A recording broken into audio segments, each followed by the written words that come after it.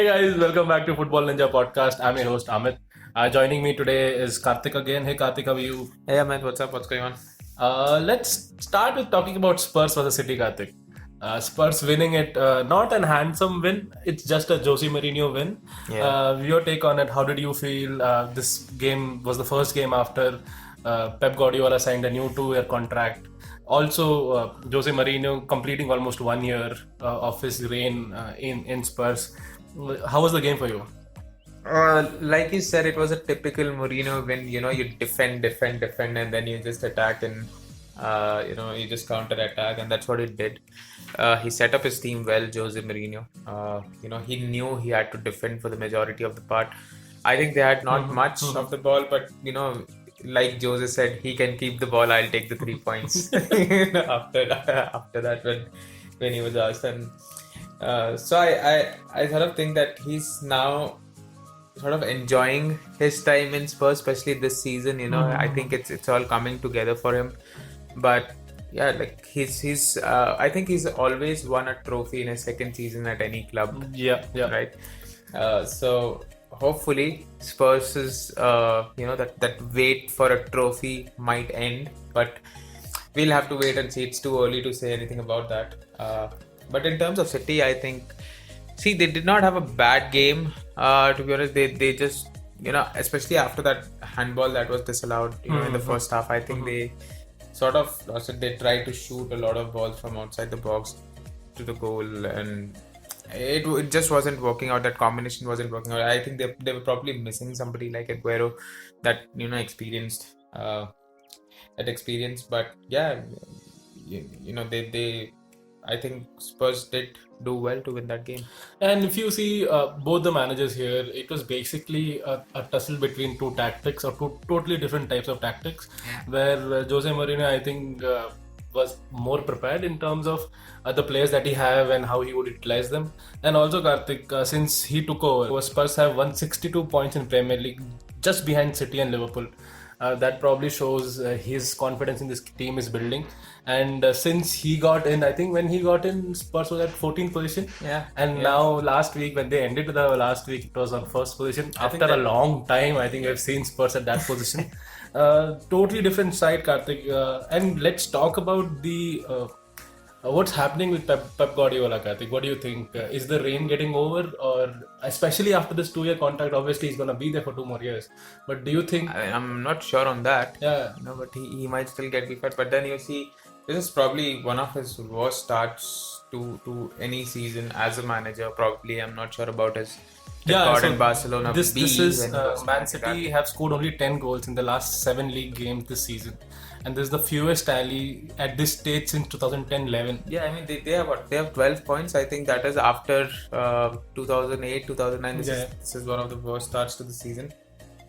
And like I've always said, it's very important to start the season well, right? I mean, we talk about Liverpool not getting or not doing enough to, they are right now neck to neck with a couple of teams right there. But then, if you look at Manchester City, they're not in a good shape right now. And if they continue like this for a couple of more matches, then it's gonna be very hard to, catch up. I think Spurs is already at 20 points.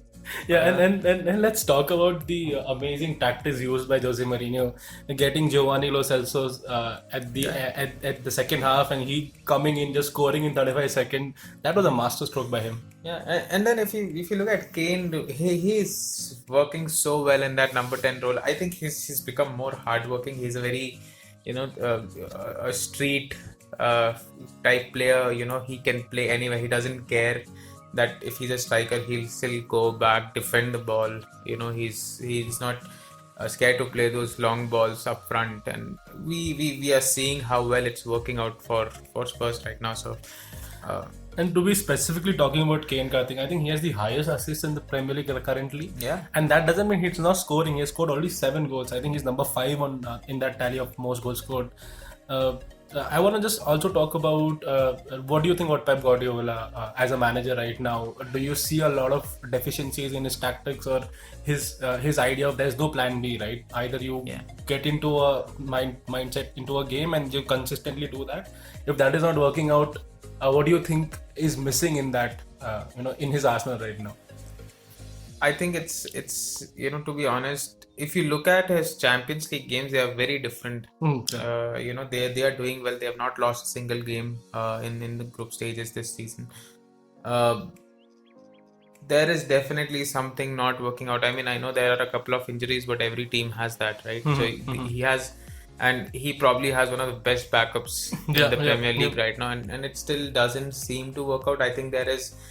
I mean, I'm not sure if there is some, issue in the back room or that side of it. But we see City players also getting a little frustrated. We saw how Kevin De Bruyne reacted, at halftime, very furious. So there is definitely something that is not sitting right at City right now, or for Pep right now. Yes, he signed a 2-year contract, but that doesn't mean he's gonna be there for 2 years. Let's see what do you think? As a side, Karthik, when you see City, you always know it's an attacking side. And by this year's, if you see the stat, I think they are 14th at the total goals scored, which is far below their capability. Yeah. And always, if you see Pep Guardiola's history as well, he has always got a good team to start with. And then now we are seeing this is one real job where he has the money and the time to actually build a team, and we are not able to see that him doing that, right? So he got an amazing team when he came in, and now even if I ask you name 3 or 4 world-class player in Man City, they were not, they were there before he came. So he never nurtured any. I don't know. So I'm going to ask you this question: how many world-class players do you think they are in City right now, and how many do you know that Pep Guardiola has nurtured them into making that? I mean, I can say. I know Kevin De Bruyne. He came before Pep came in. Maybe one could be Mahrez, but he was already world class. Yeah, because when he got there's Ederson, who was already performing well. But Ederson was also a replacement of a big failure of Bravo, right? Correct, exactly, right. And see, I don't know if you talk about who did he bring in to nurture, but I know probably Phil Foden. He's done well for him. Probably Zinchenko. Those two guys have come in from the academy and are doing really well. One for the future. But not currently. But I mean, we know Phil Foden's quality. I don't think so. They are there yet. I think they have to consistently. That's what I said. They are the ones for the future, right? I mean, probably they have to perform at this level consistently for another 2 years to be considered, in that class. But then, I can only think of those two. I mean. Also, if you see the amount of money he has spent, right? I think 7 million odds that he has spent, and I think the net is some 4. He has obviously gained money by selling players, but then that is the amount of money that he has spent. And then you see Liverpool side, which has not even spent that much. And I think last season you needed a binocular to see, if you're City, how far Liverpool was. And if you see that difference and the amount of money that he's spending, I think right now this City. The City gig that he has right now will actually tell you how amazing a bad manager he is right now, right? Because he has the money. He has a 2-year contract now. I think that the reason for that also is because City is hoping to get Messi next season. So that's the reason why they want that Messi. But he also said that they're not going to get Messi. But I'm not sure. Yeah, see, I'll tell you another problem, right? I think City as a club, they have the money to spend right now. They know if they buy somebody, if it doesn't work out, Pep knows that the club has money to probably get another player next season, right? I mean, it's not that easy. I'm like how I'm saying it, but it is like that. We've seen that happening, right? You get a defender not working, you get another defender. That's why we see Ruben Diaz and Ake coming in. And those were not a cheap signing, right? Those were not cheap signings. They at least costed 50 million. Ruben Diaz was 60, right? So and then you see Liverpool, who have not been a very high spending side. I think the only highest spends that they've had is probably Alisson and Van Dijk after about 70 million on each after Jurgen Klopp came in, and then you have signings like Thiago, and then you have signings like Jota. You see Jota is performing beautifully right now, and always like that player. He's performing at that next level, Yeah, yeah. right? He's, like you said, he's accented to Yeah, the next that's level. that's right? what Jurgen Klopp has done to him. Yeah, and so there's definitely that mentality as well, because Jurgen Klopp knows that he has to work with this set of players. He doesn't have a choice, so he makes sure, and he did the same at Dortmund as well. He nurtures those players. But I think that's what is wrong in City. Pep needs players who are already world class. Correct. He Yeah, wants he them to buys come in players and who are fit already- in, and that doesn't work all the And time. also, one thing that we have consistently seen in all his teams, he needs players who are world class but don't have an attitude, right? You get to see that's why people like Ibra won't go under him again, because you have to be an amazing manager Yeah. to deal with different people, and if one of your player doesn't really want to follow your line, either he's dropped or he's sold, right? Yeah. And that's what you don't see in the City side. Yeah, exactly. And I think, if this doesn't improve, and we'll see probably, Kevin De Bruyne also going out. I mean, I've been telling this, and his statements as well. But there are you know, enough there are- signs for him to leave. Yeah, I mean, I know they are in talks right now, or the rumors are they are in talks right now for a new contract, but he might as well, go. But let's see. And moving on, I think Spurs plays Chelsea next. That's going to be a really interesting game. Jose Mourinho coming back home. But that'll be an interesting game. What do you think about that? It's the top of the table clash right now, like I would say. But then, yeah, I think Jose has not beaten Lampard yet. He's still But yet to beat it him, looks but like this is a difficult game. It will be a difficult game. You never know which side this goes Yeah. to, right? Like on the paper, I think both sides look very similar. It will be all about tactics that Lampard, and so it's basically it's a mental game between Lampard and Jose. And that Mourinho. is where I'm scared, Exactly. because Jose Mourinho is he's a motherfucker when it comes to tactics or mental games. He always does that. So, but then let's see. It's gonna be an exciting game. I hope Werner finds his feet. He missed a lot of chances, in the Premier League and the Champions League this week. But I hope he does that. I know one good thing is Pulisic is back in contention. Kai Havertz is back in contention. So that's good. Chilwell and Thiago Silva are fit again completely. I mean, they did play in the Champions League as well, but they're fit again. And I think also Chelsea is coming from that very positive win last week against Newcastle, which, as we spoke in the last podcast, is it's a very iffy game for Chelsea. Winning it 2-0, I think a very positive start for them there. Yeah. And also, Chelsea is number one in number of goals scored by any team. That is something that you always saw coming because of the attack line of this Chelsea team, right? Yeah, exactly. I mean, and that's what we needed as well, right? And I think that was one thing that was sort of missing last season, that play in the final third. I think that's finally starting to come together.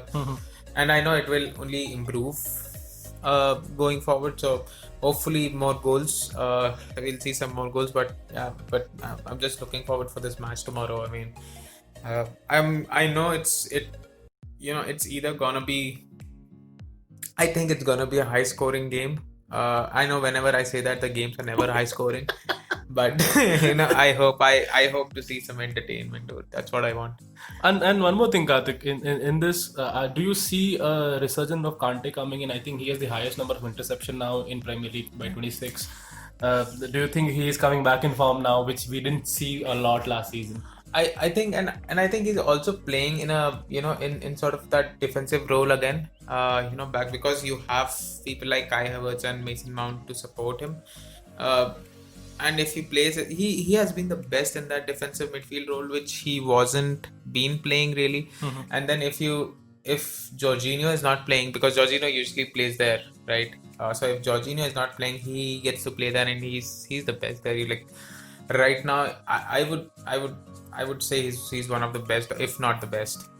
Definitely one of the best. And we're seeing his class again. I know he was not in good form last season because he was out of position, but he played in that position. He's been playing in that position, like his usual position, and he's been playing really well. It was a really interesting game.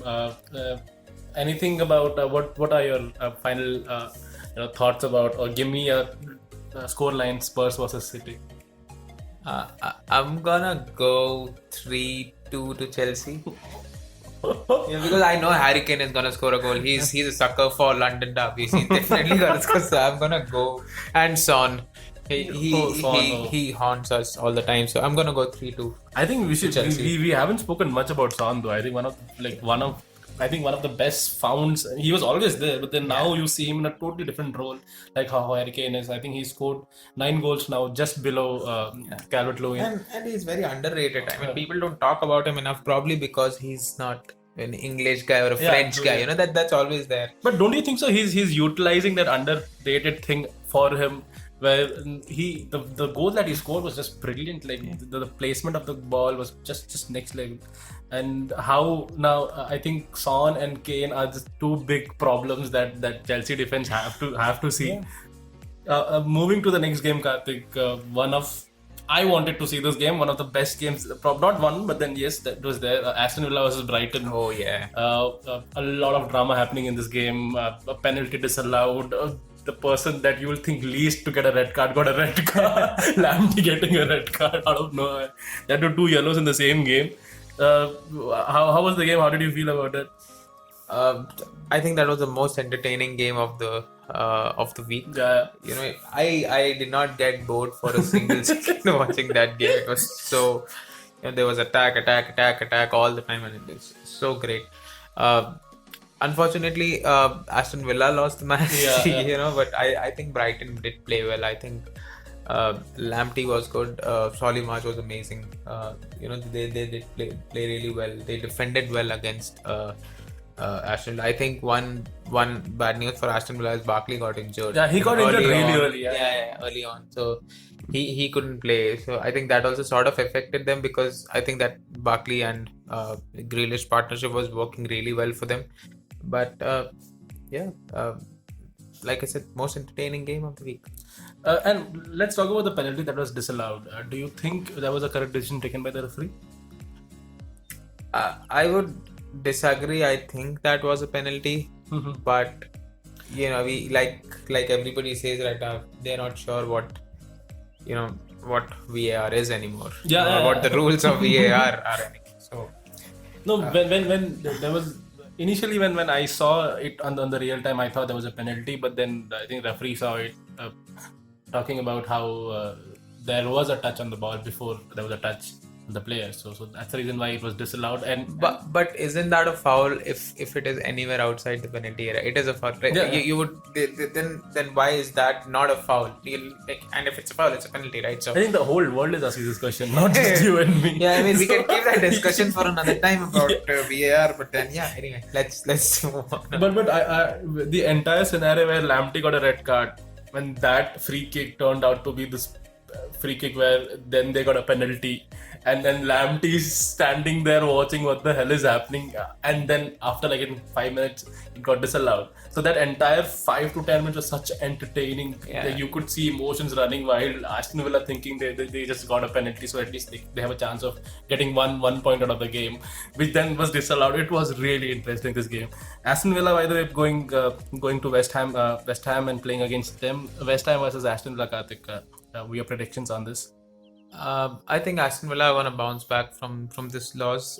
They have been playing really, really well this season. So I'm going to go with Aston Villa, winning it 2-0 maybe, because West Ham are sort of struggling without Antonio right now. So I'm going to go 2-0 to Aston Villa. And moving from the most entertaining, probably the most entertaining game this week, to not that much, Man United versus West Brom. I'm a United fan, right? But then this was our first victory at home, and winning against a West Brom side which has not won a single game till now in the fashion that they won by a penalty, and then also a penalty getting disallowed to West Brom. What do you think about that? Again, like I said, I don't know the rules anymore, because you saw there was clear contact. Yes, he was going for the ball, yes, but there was contact on the player as well, yeah. As well, or probably first. Yeah. Yeah. So when I saw that, I knew it was a penalty, right? But like I said, it's I don't understand it anymore. Like I said, it's like, what's a penalty and what's not. But I mean, I don't want to comment I really don't want to comment, but I think that was a penalty that should have been given. Uh, and yeah, well, Manchester again getting a penalty. Like they say, Manchester United. No, but then that's funny, That's right? fun, yeah. So because see, I think Manchester United is third or fourth right now Yeah. to score a goal from penalty. I think they have scored 3 goals in the penalties that they've got. I don't think so. They've missed a single this season at least. The number one obviously is Leicester with 7 goals. Yeah. Number two is Liverpool with 4 goals, and number three is Chelsea with 3 goals in penalties. So totally understand there is a Manchester United right there, but then somehow it gets overshadowed with these other teams which have scored probably. No, see, it's not about getting the penalties. It's about how you get the it. penalty is the problem, right?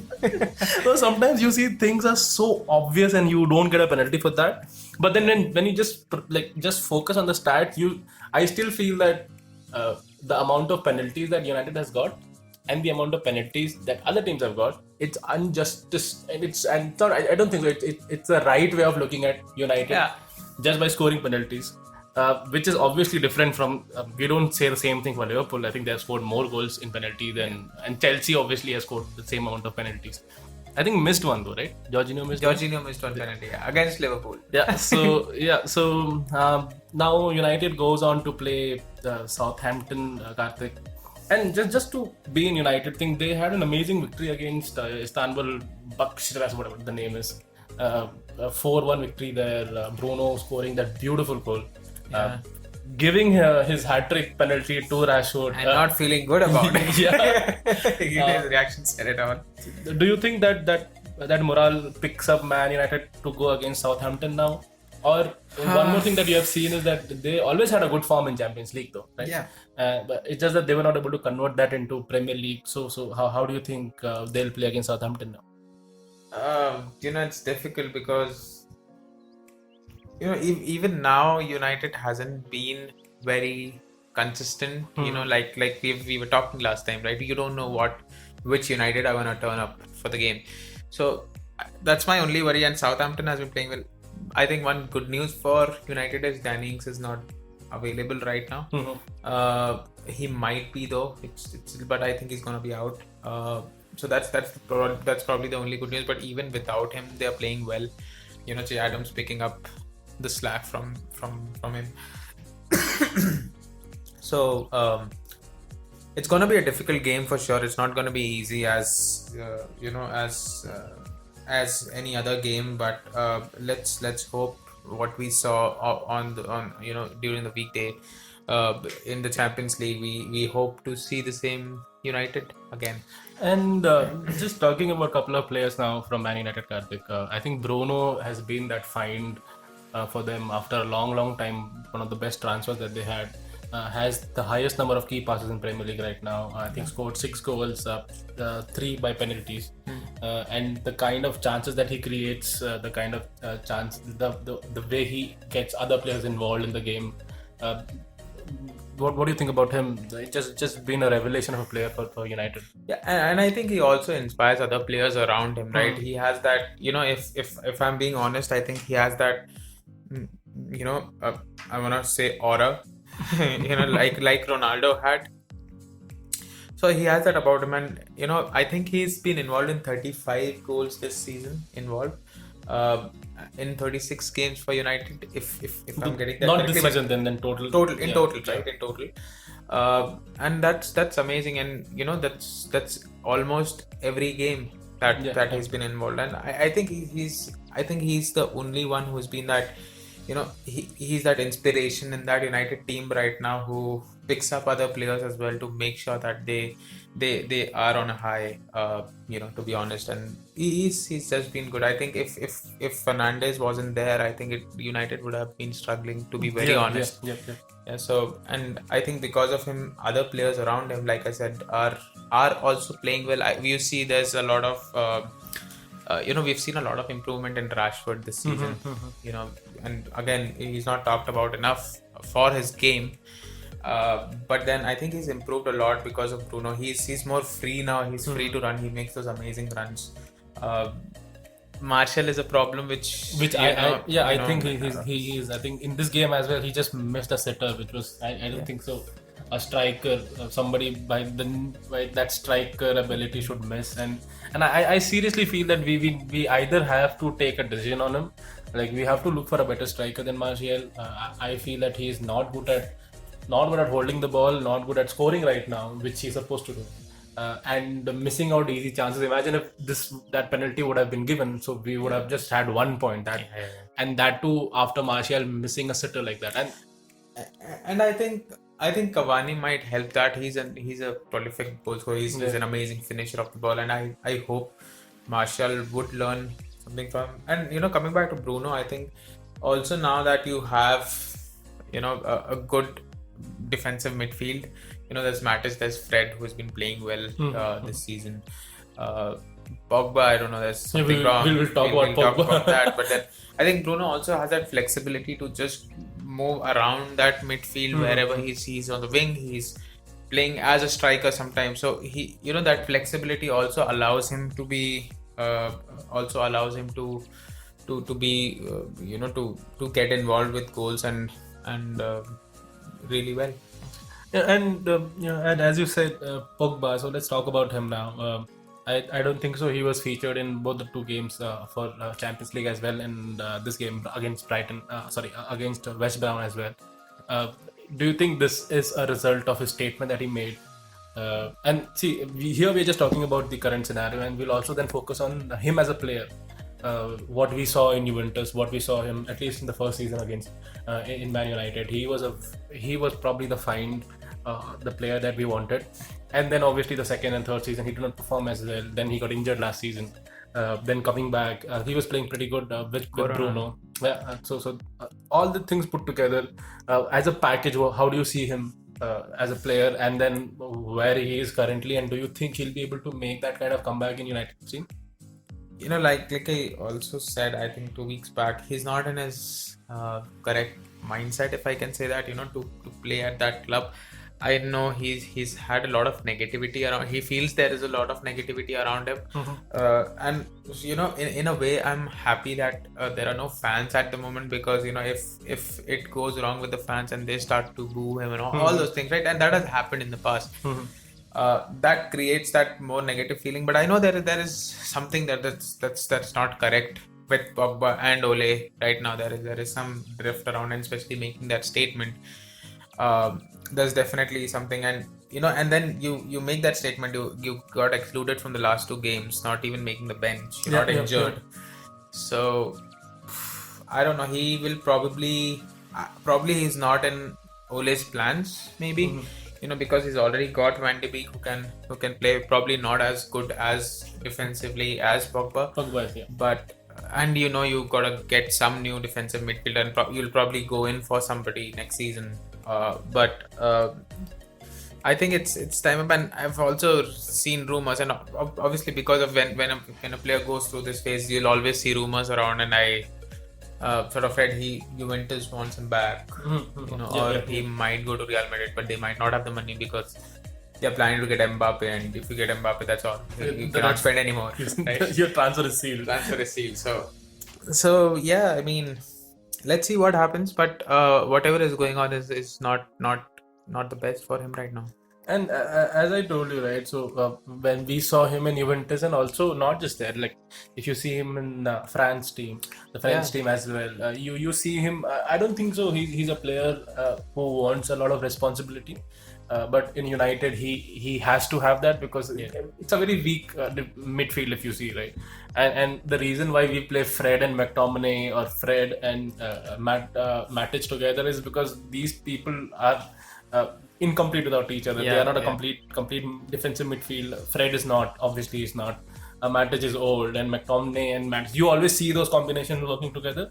But if Pogba had that responsible, and as a player he would have been more responsible, which you see in Bruno, right? He came in, he wore obviously captain's badge in I think last game in Champions League.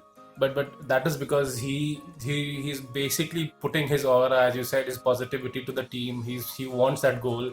You can see him. Though he's not a captain, but you can see that leadership there. But I think Pogba would have been in the same situation.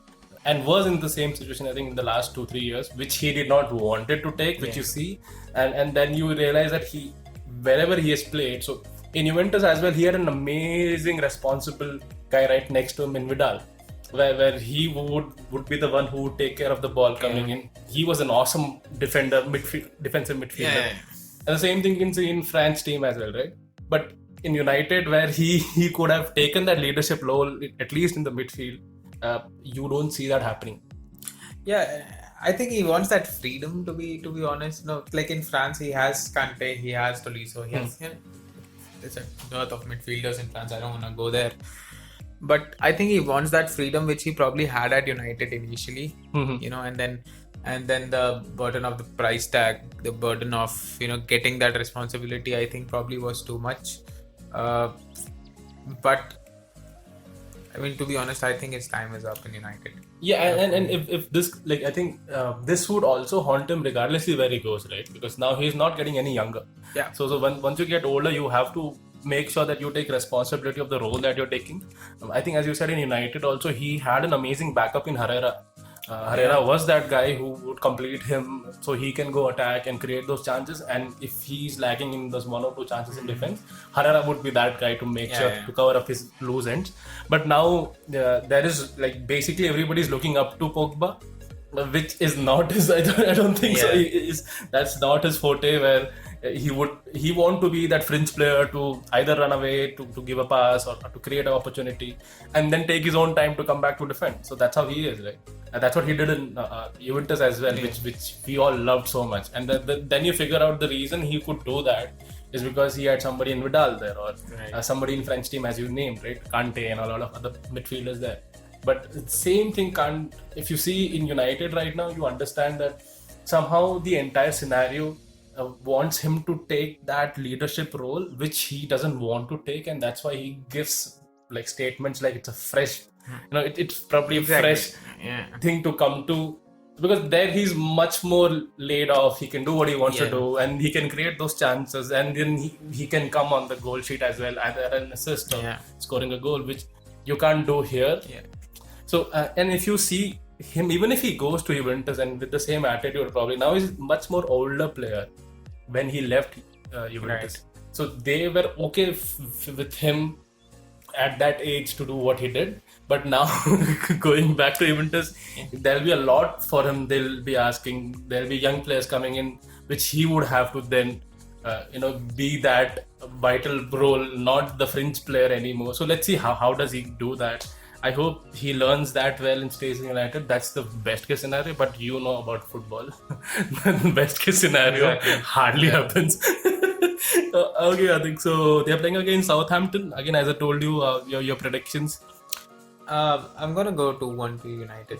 I think they're gonna win it. It's gonna be a tough game, but I think they're gonna win. Talking about Southampton, Karthik, guess who created an amazing record in Southampton?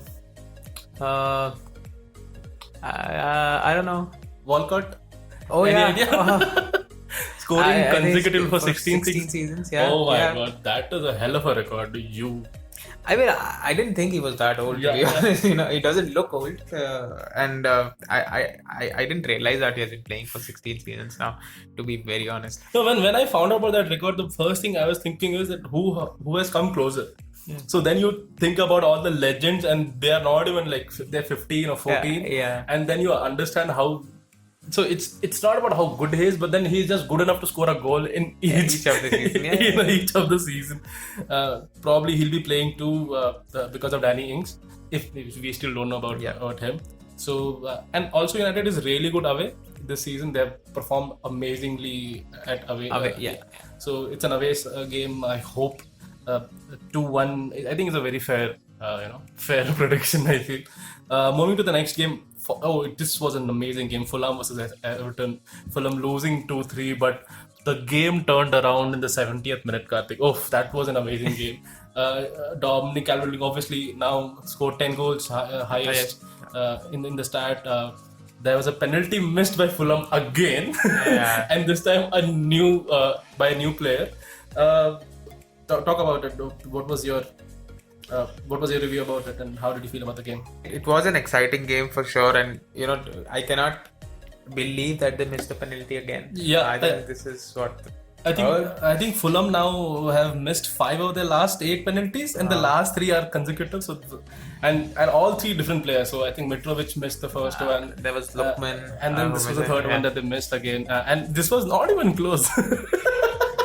It was not even close. But talking about Everton, Karthik. So what we have seen is they're really amazing team till 70th minute. Yeah. And then suddenly their age comes out, right? So Fulham, the second Ruben Loftus-Cheek and Mitrovic came in, they looked a different side altogether. The attack they were trying to do, if they would have only scored that penalty, it would have been 2-3-2. And then Ruben Loftus-Cheek scoring that goal. Yeah. Talk about him, Karthik. He's on a loanee to Fulham from Chelsea. Do you think he's making enough good impact to come back to Chelsea? At least the playing 11, where he wants to play. I mean, I know he has the quality because when he played under Sarri and he played amazingly well, especially linked up really well with Eden Hazard when he was there. And then he got the ACL injury. He was out for a year. Yeah. And I think he's still sort of not back to his full fitness. I know, he's a strong player. His physical, you can see his physicality on the field. He can easily brush off anybody. Big defenders. So he has that ability, and I think he's good enough to make that. To make that Chelsea squad. He also helps a lot in breaking those, defenses. But I think this season he's got a lot of chances. I mean this season and last season when he came back, so he got a couple of chances under Frank Lampard, but he could not make that impact. To be honest. So, but also wasn't that because he was just coming back from a serious injury of 1 year? And... it is, but then how many chances do you get? Right? I think he played 3 or 4 games under Frank Lampard, and none of the, especially the last one was he was probably the worst player on the field. But then he has the quality. But I don't know if if he plays really well in Fulham, and just scoring a goal doesn't help it, right? You have to perform the entire season to make sure you get your spot in the team. So he might get. I mean, if he performs really well for Fulham, he might get a chance. But I'll still be skeptical because there's just too much quality right now in that midfield. You see Kovacic, who's been brilliantly playing since last season. He was player of the season last season, right? Then you have Jorginho who's playing well. There's Kante. So, I mean, where do you fit? I mean, there's Mount, and he's been phenomenal, correct, right? So and Kai Havertz and Ziyech. I mean, I don't want to go on and on, but Pulisic. yeah. So I mean, where do you fit in? Right. That's the that's the question right now, and he probably might play where Mount plays on the left hand side of the midfield, but.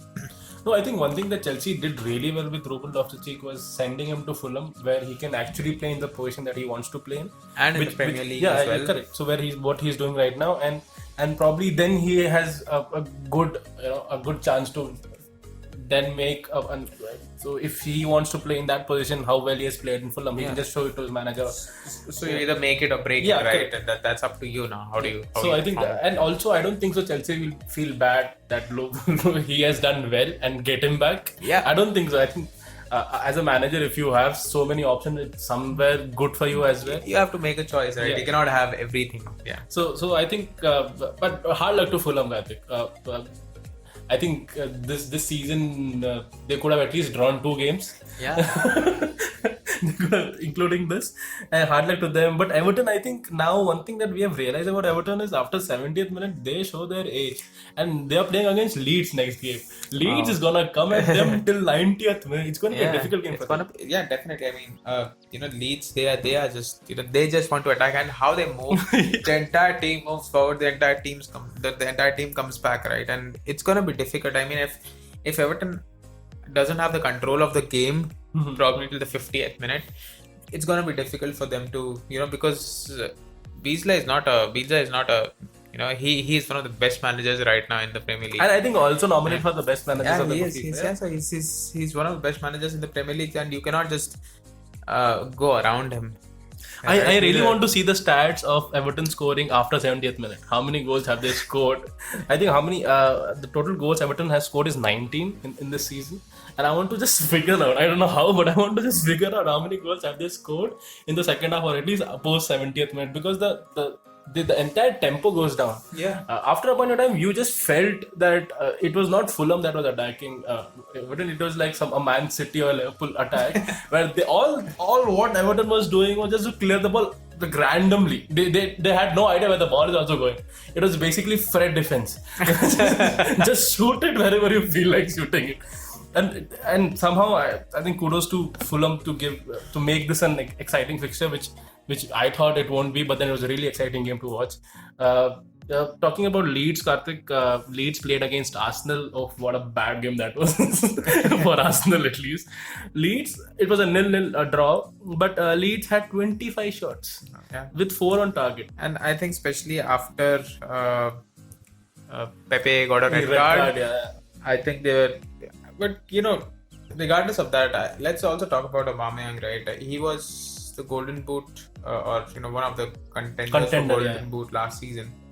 He scored 2 goals this season, so he's basically as good as Chilwell or Mings, because even they have scored 2 I think goals. worse because he scored 1 penalty out of the 2, so just 1 goal from open play, which is not something that you want from a player like him. And I also know the reason, right? I mean, there is a reason behind that as well, because he is playing out of position, to be honest. He's playing on the left wing to make way for Lacazette, who is not scoring, who's scored probably 3 goals now, more than him. But he's performed so much better when he plays in that sense. He plays in that attack. He plays in the number 9 role. But I just don't understand why he's not being played there. And you just probably play Saka or somebody on the wing. I mean, I don't know what's going on in Arteta's head, but I think he should play the number 9. And also, if you see Karthik, I think in the 9 games that they played, they've scored 9 goals. Yeah. And they've conceded 10, so obviously a negative goal difference, and then just 13 points now. Do you think Arteta is missing Ozil now? Somebody who can create those chances. And he spoke up, like, I think one of the reporters asked about him, and his statement sort of changed now. He said, "Oh, we'll look in January what we can do," because right now you cannot include him, right? But what is the option that he has right now? I mean, and I spoke about this last time as well, right? Now they have the Partey in midfield. They need somebody like Ozil because they have that support now. Ozil has always been spoken about as being a lazy player who doesn't run back. They don't need him to do that anymore because Partey is there. You have a good defense. So you just need somebody who can create those chances, and right now they don't have somebody like that. And did you see the frustration of Partey? I think the first game that he played, you could see his frustration where he's shouting in the place, "What the hell are you guys doing?" Yeah. And that's when I think the Arsenal right now are in that pivotal stage where if they don't change this now, they're gonna end bad at the end of the season. Exactly, and they started really well, right? We were talking about they might be contenders for the league, and now you're not even thinking about it. So there's and a lot of people started well. Like Willian started really well, first couple of games, and then you see there's nothing. I mean, he's had bad games continuously. You get Pepe and he gets a red card. So I mean, he has to change certain things. Like I said, probably Ozil will help if he comes in. Hopefully he comes in. I want him to play. I want to see that. I miss those amazing through balls and amazing playmaking from him. But do you think if he comes back, he'll play with the same intent though? See, I mean, if he loves playing football like he says, and that's what he's always said, that he loves playing football no matter where. Mm-hmm. I think he will, and I think he should. I mean, even for the thing to say that if he has to go to another team or another good team, he has to make sure that he plays well so that he gets that chance. And I don't think there's no doubting his quality. Right? There are only a few people who can create such chances, and there's Ozil. One of them is Ziyech as well. He's been playing. There are only certain players who can do that, and I think Ozil is probably one of the best who deserves to. And currently I think one of the best options that you have, and unfortunately you have put them aside for no good reason. And you can clearly see how much the team is missing him. At least on the pitch they're missing him. And I think one thing that I always regretted people saying if Ozil is a lazy player, he just creates chances. He's just a guy who knows football so well that he knows exactly where to be. Like, why do you want him to run and defend? He's not a defender, right? So, I mean, yes, it is helpful in one-on-one situations, right? When you're man marking, you're always marking a man. But then, there are like you have Thomas Partey now, so why would you exclude Ozil? I mean, fine, don't play him, put him on the bench. Yeah, but but why why would you would you- exclude him from the entire squad? It's just out of. I mean, Also, I let's see can't what understand. happens in January, though. I think if Arteta doesn't do anything now with this team, I don't think so. I don't see any improvement happening. So moving on, by the way, so Arsenal plays against Wolves next. Your prediction on that? I'm gonna go 1-1 Wolves. Again, obviously a little lesser attacking minded with Jota not being there, but Yeah, they yeah. have potency. They have Raul Jimenez. They have Ruben Neves. They are like Clearly, some like Adama that side Traore, is, yeah. I mean- that side can sometimes just beat anybody on their day, and then sometimes they play like Yeah. So that's why I said 1-1 because I don't know how they're gonna play. So moving to the last game, Karthik, Liverpool versus Leicester, we were hoping Leicester basically having a bloodbath in Anfield, probably stopping that crazy record that at home wins that they have right now. But unfortunately, 3-0 to Liverpool. Your take on it? Completely misjudged it before the game start, or I completely misjudged what Klopp is capable of. But you can forgive the first goal. It was an own goal. It was not something. But It was bad own goal by Evans. But that, oh my god, that second goal from Oh, Jota. that link play was amazing. That was beautiful. I mean, that's like a textbook goal. That's how you score a goal, right? Yeah. So, beautiful goal. And Bobby Firmino missing 4 chances. 4 chances. Hitting the post, I think, 3 times in the same game. I think Schmeichels did the most on the pitch for Leicester that I think he time. was the best player for Leicester on the day. I mean, you look at some of these saves. I mean, Leicester could have lost like 5-6-0, right? But you look at those saves. But Firmino finally getting his goal again, a really good header from him. Right.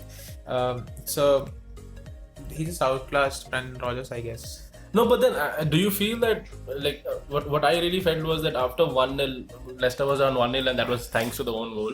I think Barnes missed an easy chance. He missed it. He missed the sitter there, and then if that would have been scored, see, I don't want to be in that what if theory, but I'm just saying if that would have been scored, I think then we would have seen much more exciting game. Exactly. But I think Firmino made it sure that it will be an exciting game by missing all the chances that he got, and then scoring at the most difficult chance that he got was that header that he scored. So yeah, it was a good game for Liverpool. I think now they are number 2 or number 3. Number right 2, now? yeah. Right now on the table, without 4 or 5 of the good players. I think they have the highest number of injuries also in Premier League right now with 9. They are doing pretty well. I think this was the time where some people would have come eaten those points, but Klopp being Klopp, as you said, so you don't know. They are playing against Brighton though, Karthik, next. Brighton is without Lamptey. That's horrible. I think that now they'll figure out how important Lamptey is. Yeah. Your prediction on that game? I think it's gonna be Liverpool again. But I somehow, I don't know. I have trust in Brighton. Yeah, to that do tenacity something. of scoring goals. I mean, I don't know how they're gonna play, but I'll still go 2-1 to Liverpool, being more realistic. Yeah, but then you want to see an exciting game. So if you want my prediction, I want to see an exciting game. So it'll be like 1-1, 90th minute, Brighton gets a penalty, and they miss it. And Leicester playing against Fulham, Karthika. Fulham is going to have an horrible run. So they are having a horrible run. Do you think against Leicester, do they have any chance? Yeah, I think they're gonna come back strong. Leicester, they just lost 3-0 to Liverpool, which they should have won. Or should have drawn, so they're gonna come back strong for sure. They are on a high after qualifying for round of 32 very recently and scoring in the last minute of extra time. So they are on the high on confidence. I think it's gonna be too much for Fulham to ask for them. Yeah, I think too much to ask Fulham, and I don't think they'll be able to contain that attack. But let's see. You never know. I hope Mitrovic scores 2 goals. And from penalties. At least if that happens, that's amazing. At least they'll break that jinx, right? And let's see how well that game is. With that, Karthik, we are done with the games which happened last week. Do you want to add something to this? I think we're good. We're looking forward to especially the game of the week, Spurs and Chelsea. Sure. And we'll talk about it next time. Yeah. So guys, with that, wrapping up this podcast. Thank you so much, Karthik, for joining. See you guys. Take care.